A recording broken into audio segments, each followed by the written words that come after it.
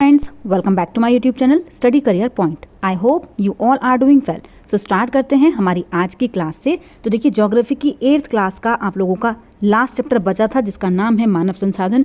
ये भी आज आप लोगों का हो जाएगा। तो देखिए, एनसीईआरटी की जो बुक है एसएसटी पेपर 2 के लिए ये कंप्लीट हो चुकी है। सिर्फ पॉलिटी के 2 से 3 चैप्टर रह गए हैं 8th क्लास के। ये भी मैं आप लोगों की कल परसों में अपलोड कर दूंगी, तो आपकी एनसीईआरटी कंप्लीट हो जाएगी। ठीक है, तो जिन बच्चों ने क्लासेस नहीं देखी हैं वो ज़रूर इन क्लासेस को देखिए। इसके अलावा देखिए, अब मैराथन्स आप लोगों की स्टार्ट कर देंगे। जितने भी इंपॉर्टेंट टॉपिक्स होंगे उन सब की मैराथन ली जाएगी। इसके अलावा वन लीनर आप लोगों को कराए जाएंगे जो आप लोगों के एग्जाम के लिए यूज़फुल होंगे।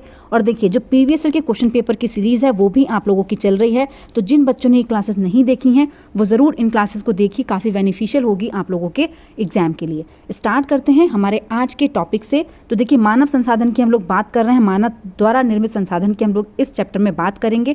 और देखिए, सबसे जो मोस्ट क्वेश्चन यहाँ से पूछा जाता है जनसंख्या पिरामिड से, ठीक है, उसके बारे में भी हम लोग यहाँ पर देखेंगे, क्योंकि यहाँ से देखिए हर बार क्वेश्चन आता ही आता है आप लोगों का। स्टार्ट करते हैं फर्स्ट पॉइंट से। तो देखिए, लोग एक ही राष्ट्र के सबसे बड़े संसाधन होते हैं।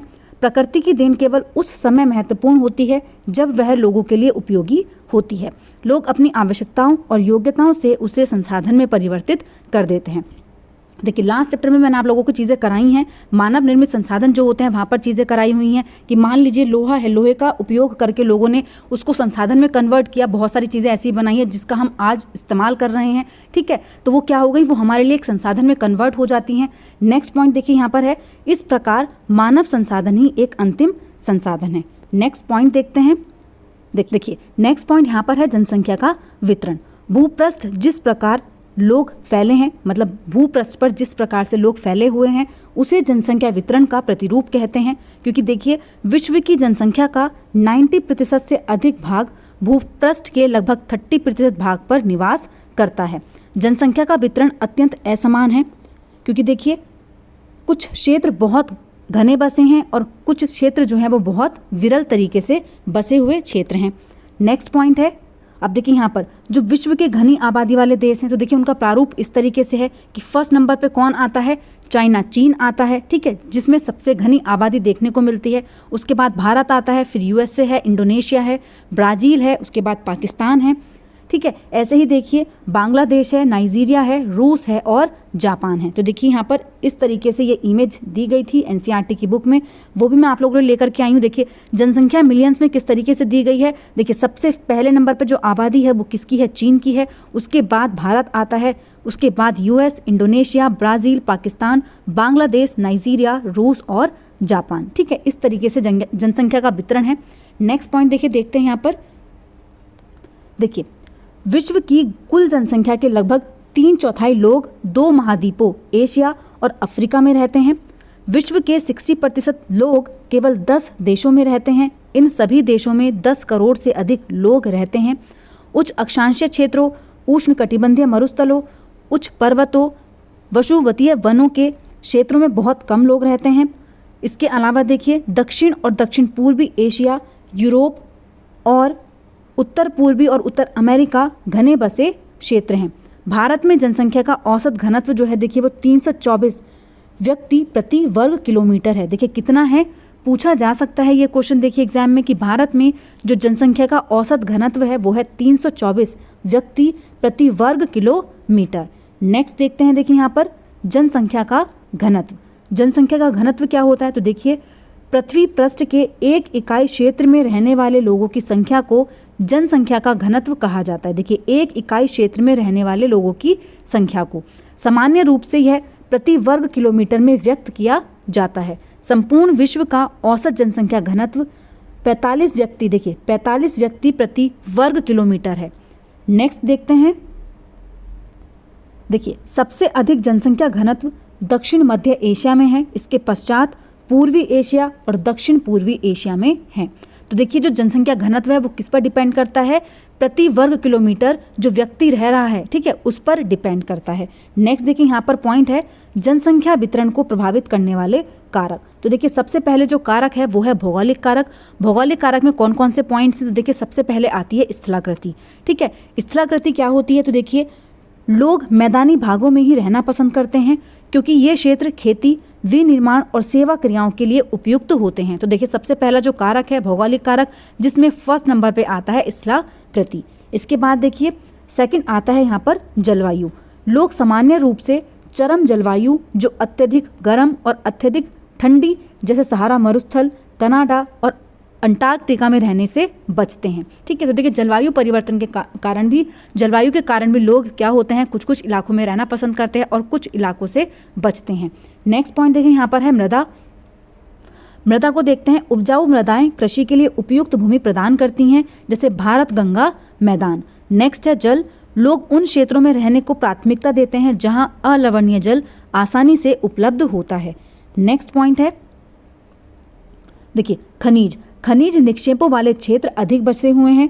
दक्षिण अफ्रीका में हीरे की खानें, मध्य पूर्व में तेल की खोज ने इन क्षेत्रों में लोगों को रहने के लिए प्रेरित किया है। तो देखिए यहाँ पर जितने भी भौगोलिक कारक थे वो सारे मैंने आप लोगों को बता दिए हैं। इसके बाद देखिए यहाँ पर आता है सामाजिक कारक, सांस्कृतिक कारक और आर्थिक कारक। तो देखिए एक एक करके इनको भी देख लेते हैं। फर्स्ट पॉइंट यहाँ पर है सामाजिक कारक। अच्छे आवास, शिक्षा, स्वास्थ्य सुविधाओं के क्षेत्र अत्यधिक घने बसे हैं। उदाहरण के लिए अगर हम बात करें पुणे की, ठीक है, तो यहाँ पर क्या है देखिए सामाजिक कारक में हो जाता है जहाँ पर अच्छे आवास हो, शिक्षा हो, स्वास्थ्य सुविधाएं हो।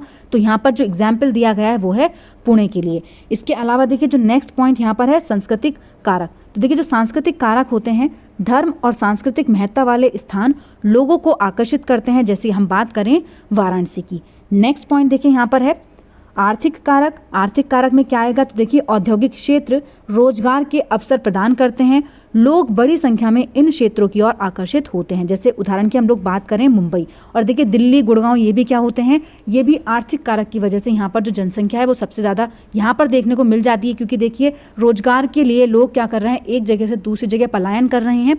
नेक्स्ट पॉइंट देखते हैं, देखिए जीवन प्रत्याशा। जीवन प्रत्याशा किसको कहा जाता है, तो यह उन वर्षों की संख्या है जिसमें औसत व्यक्ति के जीवित रहने की आशा की जा सकती है, तो उनको बोलते हैं जीवन प्रत्याशा।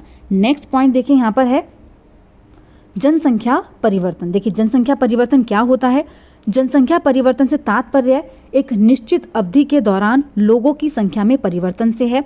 ऐसा वास्तव में जन्म और मृत्यु की संख्या में परिवर्तन होने के कारण हुआ है, क्योंकि देखिए जब जन्म भी होगा, मृत्यु भी होगी, तो इनकी संख्या में परिवर्तन देखने को मिलेगा और इसी वजह से जनसंख्या में परिवर्तन भी देखने को मिलता है।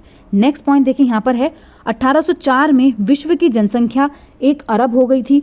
इसके बाद देखिए 150 वर्षों के बाद 1949 के प्रारंभ में विश्व की जनसंख्या 3 अरब पहुँच गई। देखिए सिर्फ 150 वर्षों में कितना हुआ, 3 अरब पहुँच गई, जिसको प्राय जनसंख्या विस्फोट भी कहते हैं। ठीक है, इसके बाद देखिए 1949 की बात हुई, उसके बाद 1999 में देखिए 50 वर्ष की अवधि से कम में जनसंख्या 2 गुनी 6 अरब हो गई। देखिए यहाँ पर क्या हुआ, 3 गुना हुई देखिए 150 वर्षों में, और उसके बाद सिर्फ 50 वर्ष में कितनी हो गई जनसंख्या, 2 गुनी मतलब 6 अरब हो गई। नेक्स्ट पॉइंट देखिए यहाँ पर है इस वृद्धि का मुख्य कारण खाद्य आपूर्ति एवं औषधियों के कारण मृत्यु दर कम होना है। देखिए मृत्यु दर कम होगी तो जो जनसंख्या वृद्धि है वो अधिक होगी, जबकि जन्म दर अभी भी बहुत अधिक रही। नेक्स्ट देखिए यहाँ पर पॉइंट है जन्म दर और मृत्यु दर क्या होती है। तो देखिए सबसे पहले देखते हैं यहाँ पर जन्म दर। प्रति 1000 व्यक्तियों पर जीवित जन्मों की संख्या में मापा जाता है जन्म दर। जैसे देखिए हम उदाहरण की बात करें तो किसी साल में देखिए अगर 1000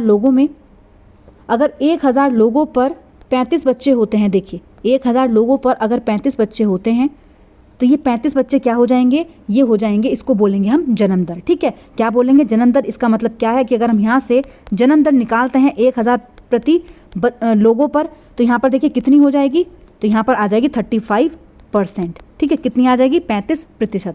तो ये किस पर निकालते हैं हम, 1000 लोगों पर निकालते हैं कि 1000 लोग हैं और इन पर जो जन्म लेने वाले बच्चों की संख्या है वो कितनी है, 35 है, तो ये क्या हो जाएगी, ये जन्म दर कहलाएगी। इसके अलावा देखिए इसी प्रकार से मृत्यु दर है कि प्रति 1000 व्यक्तियों पर मृतकों की संख्या में मापा जाता है मृत्यु दर। नेक्स्ट पॉइंट पर चलते हैं।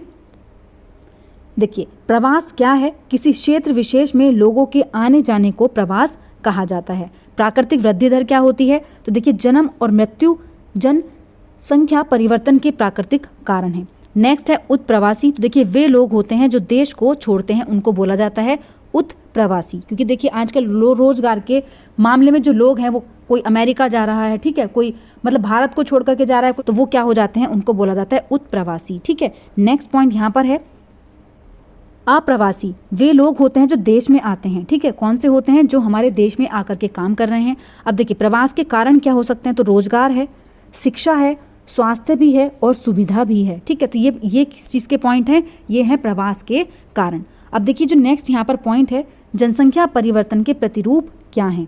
तो देखिए जनसंख्या परिवर्तन के प्रतिरूप, फर्स्ट पॉइंट यहाँ पर है, जनसंख्या वृद्धि की दर विश्व में अलग अलग है। यद्यपि पूरे विश्व में जनसंख्या तीव्रता से बढ़ रही है, कुछ देशों जैसे कि केन्या में जनसंख्या वृद्धि दर ऊंची है। उन देशों में जन्म दर और मृत्यु दर दोनों ही क्या हैं, उच्च हैं। ठीक है, नेक्स्ट पॉइंट यहाँ पर है, देखिए यूनाइटेड किंगडम में निम्न जन्म दर और मृत्यु दर के कारण जनसंख्या वृद्धि की दर मंद है। कहाँ पर, यूनाइटेड किंगडम में। नेक्स्ट पॉइंट देखिए यहाँ पर है जनसंख्या संगठन। देखिए जनसंख्या संगठन क्या है, एक संसाधन के रूप में लोगों की भूमिका को समझने के लिए हमें उनके गुणों के बारे में जानने की आवश्यकता होती है। लोग अपनी आयु, लिंग, साक्षरता स्तर, स्वास्थ्य दशाओं, व्यवसाय और आय के स्तर पर एक दूसरे से भिन्न होते हैं। नेक्स्ट पॉइंट है, लोगों की इन विशेषताओं के बारे में जानना आवश्यक है। जनसंख्या संगठन की संरचना को यह दर्शाता है। ठीक है, जनसंख्या संगठन हमारी यह जानने में सहायता करता है कि कितने पुरुष हैं और कितनी स्त्रियां हैं, वे किस आयु के वर्ग की हैं, कितने शिक्षित हैं और वे किस प्रकार के व्यवसाय में लगे हुए हैं। इसके अलावा देखिए नेक्स्ट यहाँ पर है, उनकी आय का स्तर क्या है और स्वास्थ्य दशाएं उनकी कैसी हैं। ये क्या है, ये है जनसंख्या संगठन। ठीक है, नेक्स्ट देखिए यहाँ पर पॉइंट है जनसंख्या पिरामिड। देखिए यहाँ से क्वेश्चन हमेशा पूछा जाता है कि जनसंख्या पिरामिड जो होता है उसमें क्या क्या चीज़ें काउंट की जाती हैं। तो देखिए जनसंख्या पिरामिड क्या होता है, एक देश जनसंख्या संगठन का अध्ययन करने की एक रुचिकर विधि जनसंख्या पिरामिड है, जिसे आयु लिंग पिरामिड भी कहा जाता है।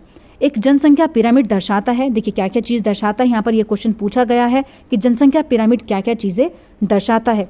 फर्स्ट देखिए यहाँ पर है, कुल जनसंख्या विभिन्न आयु वर्गों में विभाजित है।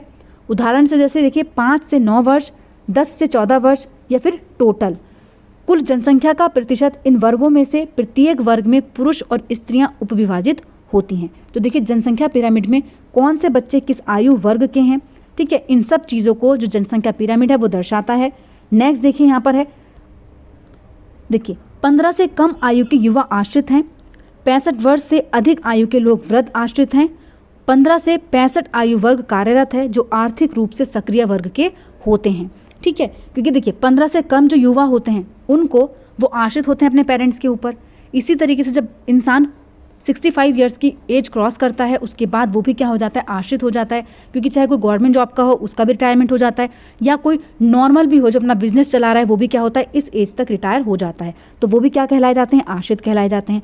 इसके अलावा देखिए 15 से 65 आयु वर्ग के जो लोग हैं वो क्या है, कार्यरत हैं, जो आर्थिक रूप से सक्रिय वर्ग के होते हैं। नेक्स्ट देखिए यहाँ पर पॉइंट है, एक देश की जनसंख्या पिरामिड जिसमें जन्म दर और मृत्यु दर दोनों ही ऊंचे होते हैं, आधार पर चौड़ा और ऊपर तीव्रता से संकरा होता जाता है। देखिए मैंने आप लोगों को ऊपर बताया है, ऐसा इसलिए है कि बच्चे जन्म लेते हैं उनमें से अधिकतर की मृत्यु शैशव काल में ही हो जाती है, कुछ ही बड़े वहाँ पर हो पाते हैं। ठीक है, कुछ बीच में ख़त्म हो जाते हैं, कुछ 6 साल के हो रहे हैं, कुछ 10 साल के जाकर के ख़त्म हो रहे हैं, तो वो क्या हो जाएगा, इसी तरीके से जनसंख्या पिरामिड का ग्राफ है वो क्या होता है, कम होता चला जाता है। नेक्स्ट देखिए यहाँ पर है, देखिए जिन देशों में मृत्यु दर विशेष रूप से बहुत छोटे बच्चों में कम हो रहा है, युवा आयु वर्ग का पिरामिड चौड़ा है क्योंकि शिशु पूर्णावस्था तक जीवित रहते हैं। क्योंकि देखिए जहाँ पर क्या होगा कि छोटे बच्चों की जो मृत्यु दर है वो कम होगी, वहाँ पर क्या होगा कि युवा का जो आयु वर्ग होगा उसका जो पिरामिड होगा वो क्या होगा, चौड़ा होगा, क्योंकि जो शिशु हैं वो क्या है, पूर्णावस्था तक जीवित रह रहे हैं। यह भारत के पिरामिड में दृष्टिगोचर होता है। हम भारतवासी भाग्यशाली हैं कि हमारे पास एक ऐसा संसाधन है, उन्हें योग्य एवं उत्पादक बनाने के लिए, कुशल बनाने और अवसर प्रदान करने के लिए अवश्य ही शिक्षित किया जाना चाहिए। तो देखिए यहाँ पर जितना भी पॉइंट्स थे आज की क्लास में वो मैंने आप लोगों को यहाँ पर करा दिए।